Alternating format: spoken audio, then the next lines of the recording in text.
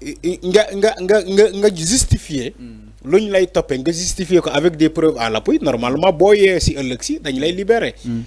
C'est vrai que ces avocats ñu ngi plaider pour un non-lieu ñu bàyyi ko sous forme d'un non-lieu moom nee na il a détaillé il a amené des preuves c'est ce que Mansour Faye a dit.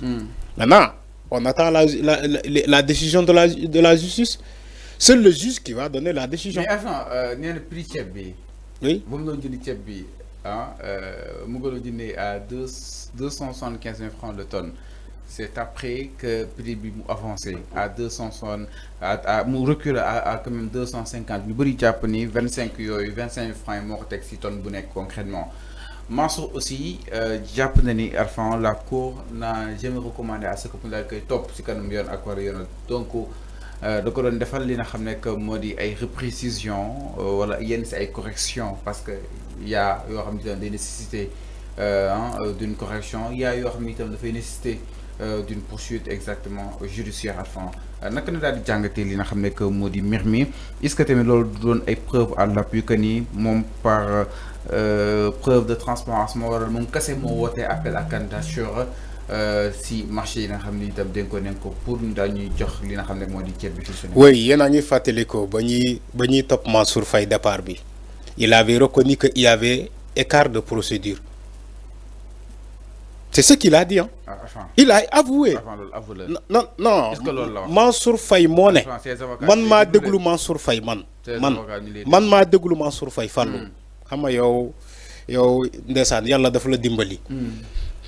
man maa déglu Mansour Faye mu toog ci jotaay ci émission mu ne il y avait pas de détournement mais il reconnaît que il y a écart de procédure. C'est Mansour Faye qui l'a dit. Il y a écart de procédure. J'ai fait des émissions folles. J'ai posé la question, c'est quoi un écart de procédure? Parce que si Mansour Faye reconnaît qu'il a fait des écarts de procédure, mais comment la loi perçoit ces écarts de procédure? Alors, il y a un magistrat qui a fait ce rapport. Le magistrat, bien que Cour des comptes, mon mot le paragraphe selon lequel, effectivement, il y avait de la surfacturation. On parle de surfacturation, mais Mansour Faye n'est pas de surfacturation, mais il y a un écart de procédure. Tu vois, les jeux de mots.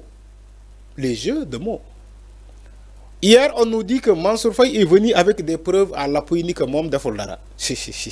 Oui. Maintenant, selon le journal L'Observateur, hein, c'est lui qui l'a titré. Mansour Faye a amené des preuves à l'appui, voilà, pour témoigner que Mom de Foldara. Maintenant, pour témoigner ni de Foldara, je crois que dañ la wara libérer. À moins que nous donne de la poudre aux yeux. Quand quelqu'un dit que de Foldara, un journal titre ni que des preuves à l'appui.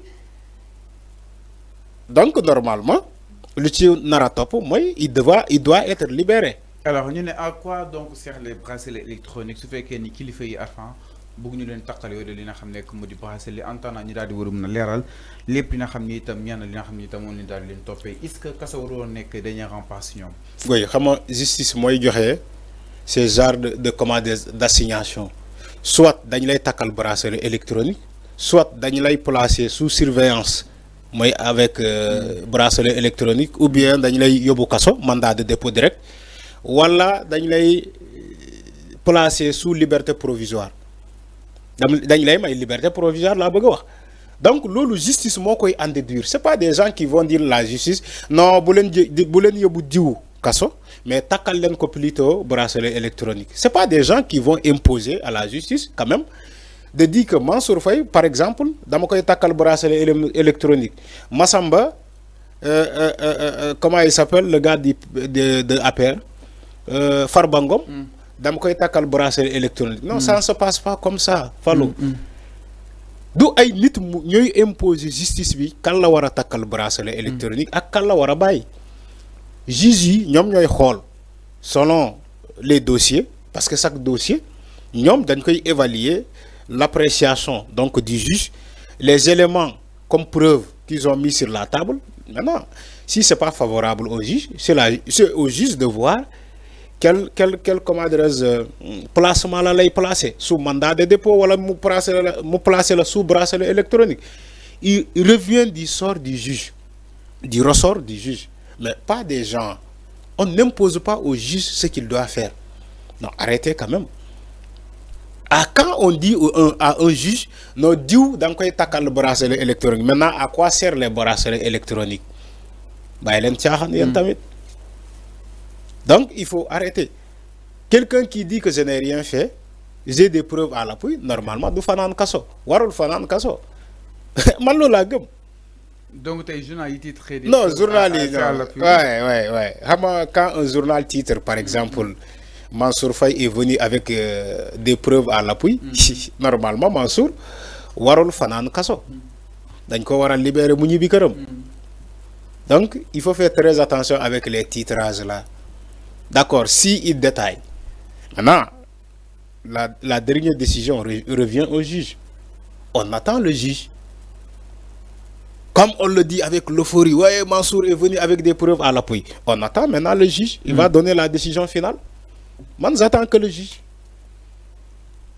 Le juge va donner exactement sa décision finale. Donc, on a que Mirou Mansour Faye ak rebondissement yi nga xam ni am na si allant dans sens moom ki nga xam ne que moo di Mansour jàpp na ni nag li nga xam ne que moo di indi na ses preuves à l'appui. Donc nag il a été entendu foofu si dans haute cour de justice jëm si li nga xam ni itam la koy daal di toppee si kanam yoon ak wàllug yoonal. Alors daal di ñëw si beneen ponk sans plus tarder ginnaaw loolu dañuy daal di ñëw si li nga xam ne que moo di rapport de la SYNTIF toute la vérité